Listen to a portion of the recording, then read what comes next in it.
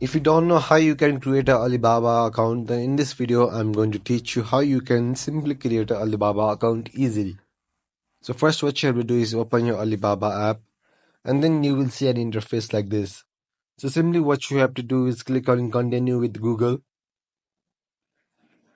and select one of your emails.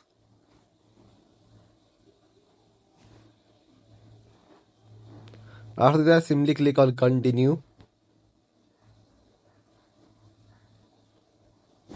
and then fill up your informations of your country and then write your name.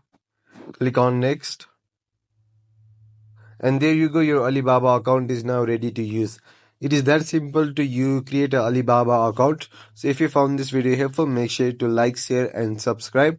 And also share this with your friends who don't know how to create an Alibaba account, which is a very easy process. So see you in the next one.